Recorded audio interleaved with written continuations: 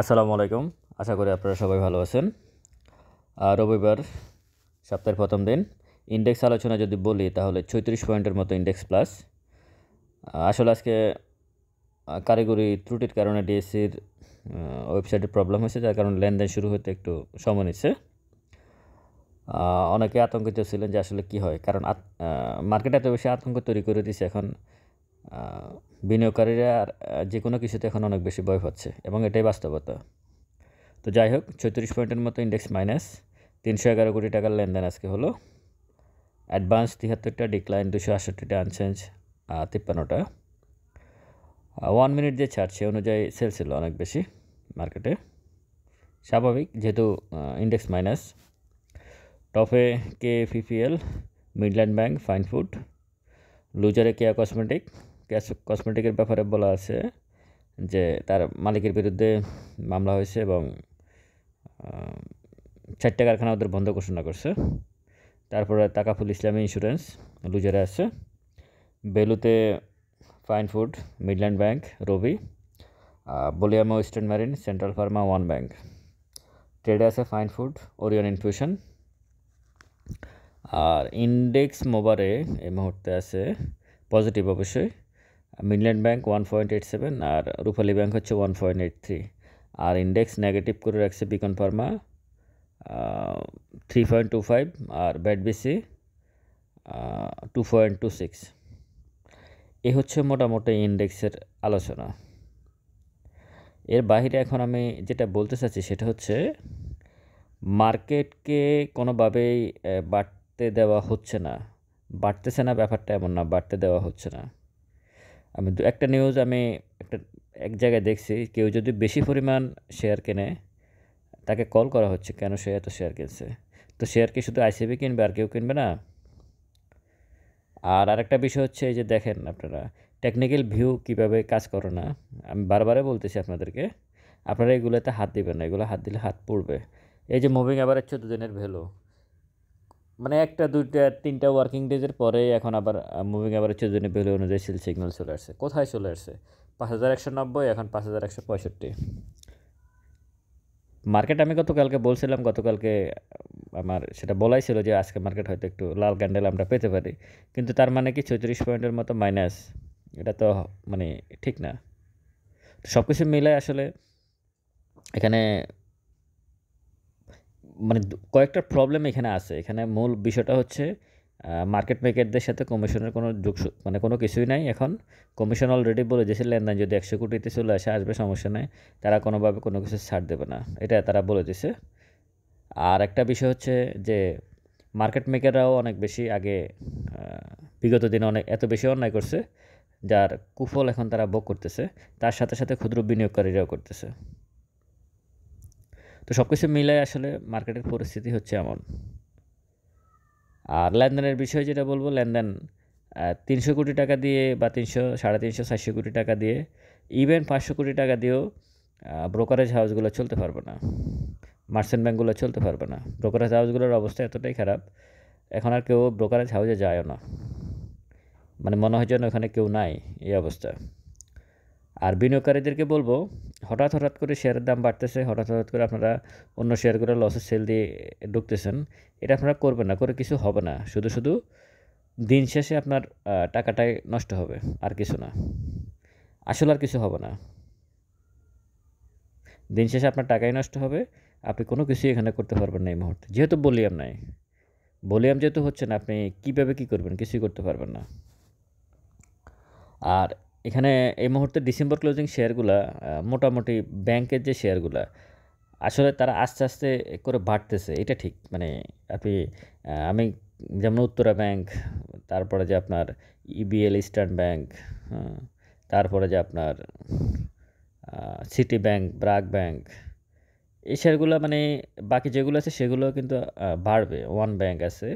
তো এগুলো হচ্ছে কি, এগুলো যাদের সামনে ডিভিডেন্ড আছে, শেয়ারগুলো পড়ে আছে, তারা ঠিকই তাদের গন্তব্য খুঁজবে। ইন্ডেক্স কোথায় যাবে না যাবে এই শেয়ারগুলো এগুলো দেখবে না। হয়তো ইন্ডেক্স পজিটিভ থাকলে যেখানে সে 5 টাকা থেকে 10 টাকা যাইতো, এখন হয়তো ইন্ডেক্সের অবস্থান খারাপ, ভলিউম নাই, হয়তো শেয়ারগুলো এখন 5 টাকা থেকে 60 টাকা যাবে বা 8 টাকা যাবে, 10 টাকা যাবে না। এটুকুই হতে পারে, কিন্তু সে একটা গন্তব্যে পৌঁছবে। ওই গন্তব্যটা আপনাদেরকে ক্যালকুলেশন করে আসলে এন্ট্রি এবং এক্সিট করতে হবে। তো সব কিছু মিলে আমি আপনাদেরকে এটুকু বলতে পারি ইন্ডেক্স আলোচনায়, আপনারা ধৈর্যের ব্যাপার তো আসলে অনেক আগে শেষ হয়ে গেছে। প্রত্যেক বিনিয়োগকারী এটা নিয়ে বলার কোনো অপেক্ষা রাখে না। ধৈর্যের বিষয়টা শেষ। আর শেয়ারগুলো এখন ভলিউম যেভাবে হচ্ছে, এইভাবে ভলিউম দিয়ে মার্কেটকে খুব বেশি টিকানো যাবে না। মার্কেটকে টিকানো যাবে না, মানে আমি আর আপনি ইন্ডিভিজুয়াল, আমরা তো আলাদা, মানে কি বলে, ক্ষুদ্র বিনিয়োগকারী। এখানে অন্য যারা আছে, যাদের পুরো বিষয়টাই এর উপর নির্ভরশীল, প্রাতিষ্ঠানিকভাবে যারা নির্ভরশীল, তাদের অবস্থায় ভয়ঙ্করভাবে খারাপ হচ্ছে। তো কমিশন দেখেন আপনারা, এখন কিন্তু কোনো ব্যাড নিউজ নাই। একটা ব্যাড নিউজ আসলে কিন্তু মার্কেট পড়তো। এখন কোনো ব্যাড নিউজ নাই। এখন আমাদের রিজার্ভ $26 বিলিয়ন, আমাদের পোশাক শিল্পের অবস্থা খুব ভালো, ব্যাঙ্কগুলার 31শে ডিসেম্বরে তাদের ইনকামটা ভালো, আইসিবিকে 3,000 কোটি টাকা দিছে, সেটাও পজিটিভ। সমস্ত কিছু মানে ঠিক, কিন্তু মার্কেট বাড়তেছে না। কোনো উত্তর নাই, কিন্তু কেউ কোনো উত্তর দিতে পারছে না। ওই যে আমি তো অনেক আগেই বলছি, যাদের লজ্জা শরম নাই তারা যে কোনো কিছুই করতে পারে, এটা হচ্ছে মূল বিষয়। যে কোনো প্রশ্নের উত্তর দিতে পারে না, সে তার তো আসলে কিছু বলার নাই। গত 3-4 দিন আগে আমি 2টা ভিডিও দেখছিলাম, যারা মার্কেট মেকার, আমি নাম বলবো না এই মুহূর্তে, মার্কেট মেকার, একেবারে মার্কেট মেকার, মানে তাদের উপর এই মার্কেটের অনেক কিছু নির্ভর করে, অন্তত পজিটিভ হওয়ার ক্ষেত্রে। তাদের কথা একটাই, যে কমিশন কোনোভাবে মধ্যস্থতাকারীদের সাথে বসতে রাজি না, বা তাদেরকে কোনো মানে ছাড় দিতে রাজি না। তারা শুধু জরিমানা নিয়েছে এবং প্রায় 150 থেকে 200 ব্যাঙ্ক অ্যাকাউন্ট ফ্রিজ করে রাখছে, এবং কেন ফ্রিজ করে রাখছে এই ব্যাপারে কোনো উত্তর তারা দিতে পারতেছে না। তো সব কিছু মিলাই তাদের কথা হচ্ছে যে যেগুলো সাসপেক্টেড সেগুলো তারা বন্ধ করে রাখুক, অসুবিধা নেই, কিন্তু বাকিগুলোতে তারা ছেড়ে দিতে পারে। তারা বারবার কিন্তু ছিটে দিচ্ছে যে আমাদের ব্যাঙ্ক অ্যাকাউন্টগুলো কেন বন্ধ করে রাখা হয়েছে, কোনো উত্তর নাই কমিশন থেকে। তো কমিশন কী চাচ্ছে? কমিশন কি মানে আইসিবি শেয়ার কিনতে হবে? আইসিবির অলরেডি নিউজ দেখলাম যে তাদের এর আগে 2,000 কোটি টাকা শেয়ার অলরেডি 600 কোটি টাকা চলে আসছে। উল্টাপাল্টা শেয়ার কিনে তারা পড়ে রয়েছে। এখন বিনিয়োগকারীদেরকে, ক্ষুদ্র বিনিয়োগকারীদের কষ্ট দিয়ে তারা কি এখান থেকে শেয়ার নেবে? সব কিছু মিলায় আমি ক্ষুদ্র বিনিয়োগকারী যারা ভিডিও শুনেন, আপনাদেরকে বলবো, আপনারা সিস্টেম ওয়াইজ ইনভেস্টমেন্টে যান। এখানে যদি এই মার্কেটে একটা জিনিস বারবার আমি বলতেছি, মার্কেট আপনাকে আটকে দিতে পারে, এটা মাথায় রেখে মার্কেটে আসবেন। আপনি শুধু শেয়ারের প্রাইস কোথায় উঠবে, শেয়ার কেনার সময় শুধু এটুকুই মাথায় নিচ্ছেন, শেয়ারের প্রাইস কোথায় উঠবে, কিন্তু শেয়ার প্রাইস কোথায় নামবে এটা মাথায় থাকে না। আর অনেক বিনিয়োগকারীকে আমি দেখছি যে মানে দাম যখন কমে যায় প্রাইজে শেয়ারের, তখন সেল করার জন্য ব্যস্ত হয়ে যায়। আর যখন দাম বাড়ে, একটু বাড়ে, বা তার সে প্রফিটেও আছে, তখন আর শেয়ার বিক্রি করে না, তখন কিন্তু বসে থাকে চুপচাপ, না আর একটু দেখি। কিন্তু তখন সে ইন্ডেক্স, ভলিউম বা অন্যান্য শেয়ারের প্রাইস অ্যাকশন কি, এটার ক্যালকুলেশন করে না, যে আমার শেয়ারটাকে শুধু বাড়বেই, এটা হয় না। তো সব কিছু মিলে আপনারা আমি এই মুহূর্তে ক্ষুদ্র বিনিয়োগকারীদেরকে বলবো, আপনারা যদি কোনো শেয়ারে ছোটোখাটো প্রফিট পান, প্রফিট টেক করে চলে আসেন।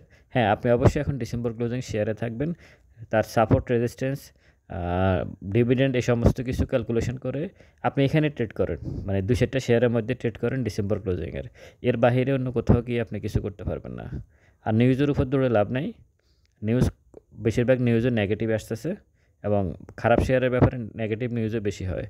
আর খারাপ শেয়ারের ব্যাপারে একটা নেগেটিভ নিউজ হওয়া মানেই প্রাইস আসলে পড়ে যাওয়া। যেমন আজকের কেয়া কসমেটিক্সের কথাই বললাম। তো সব কিছু মিলাই মার্কেটটা অন্যান্য দিনের মতোই গেল, তবে ইন্ডেক্সটা অনেক বেশি কারেকশন হয়ে গেছে, এবং অনেকগুলো শেয়ার, যেমন ডিক্লাইন প্রায় 268টা শেয়ার, অ্যাডভান্স মাত্র 73টা শেয়ার। এটা খুবই বাজে হলো, এটা খুবই বাজে হয়েছে। এখানে যদি কেউ মনে করেন যে প্রফিট টেক করছে, এগুলো মানে ভুয়া কথা। এই জায়গায় কেউ মানে 268টা শেয়ার থেকে প্রফিট টেক করে নাই, এটা সম্ভব না।